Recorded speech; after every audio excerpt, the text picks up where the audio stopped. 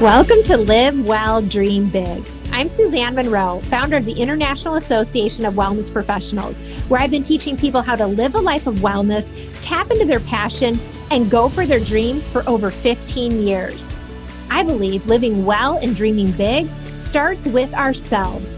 This podcast will show you how to create a healthy, holistic life, empower your mindset, follow your dreams, and make a big impact. Let's dive in right now. Welcome back to Live Well, Dream Big. I'm Suzanne Monroe, your host, and this is a soul session. I'm excited to be back with you during our short soul sessions where we can get centered and focused and grounded, and it's really a time to check in with yourself. So today I've been thinking a little bit about why people experience burnout. I myself experienced extreme burnout. It started in my career and it led to my health. And some of you have heard my story before, but I was in a job that wasn't fulfilling to me and I was just overworking and I really felt totally lost. And ultimately it led to some health challenges.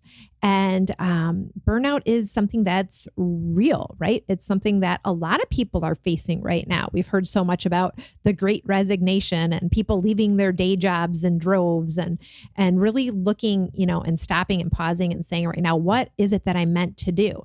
But oftentimes people are facing extreme amounts of stress through their lives and especially through their careers. So the funny thing here is though, when I had my corporate job, at the time I kind of just blamed it on the company. I blamed it on the culture. I blamed it on the values, right? My overworking and my burnout, it was kind of their fault. And now many years later as an entrepreneur, I see that trait that is behind burnout is actually still there. It's a part of me, right? So it's really my responsibility. So what trait am I talking about, or where does burnout actually come from? It's really comes from our own drive to accomplish, to achieve, and just keep doing and doing and doing, right? And it's so much a part of our culture, especially Western culture, right? We try to keep achieving and doing, and it's really all about where we're getting our value from, right? We are often taught that the more we achieve, the more we excel, even the more we give, the more we do, then we have more value. And don't get me wrong, there's nothing wrong with achieving great things or working really hard, right? But the problem comes from, and this is where I saw it for myself, is that when we start to assign our self-worth and our value to how much we achieve or how much we get done, that's where this conflict comes in. And that's where there's a problem. And the reason that's a problem is because anytime you want to take a pause, slow down, step back, even reflect, basically stop doing and just go into being, you're oftentimes going to hear a little voice that tells you, hey, you shouldn't do that, or you're not valuable when you do that, right? We have these unreal expectations of ourselves, right? Because that means we can't have that balance. We're only valuable when we do. And we really want to get to a place, I think, where we can inherently know that we have value that isn't tied to our achievements. It's not to say that those achievements themselves don't have value, but we want to kind of break the cord on our direct value and self-worth being related to those achievements, right? Instead, we want to tap into that inner knowing that we're not just a human doing, but a human being, as the late Dr. Wayne Dyer always said. And our being is so valuable just on its own, just by itself.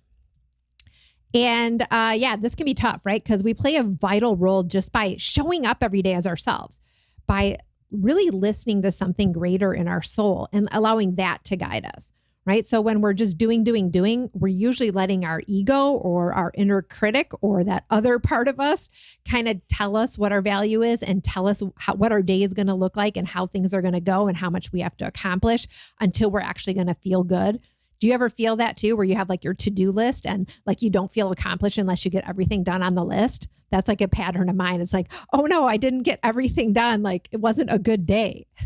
It's absolutely silly when you actually think about it. So let's do an alignment check here on this for you. The good question to ask yourself is, are you driven by your soul or by your ego?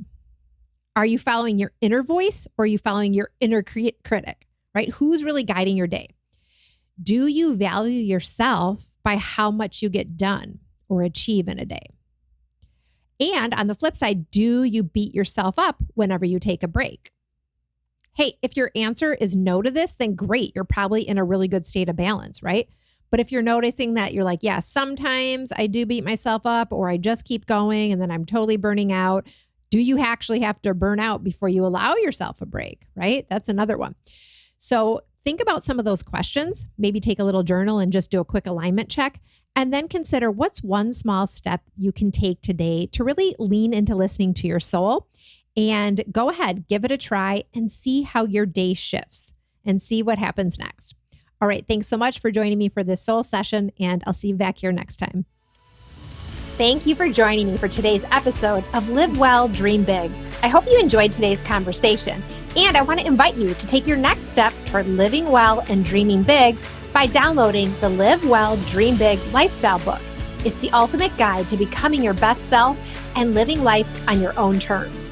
You can grab your complimentary copy by going to the link in the show notes or heading directly to iawpwellnesscoach.com/guide. That's iawpwellnesscoach.com/guide.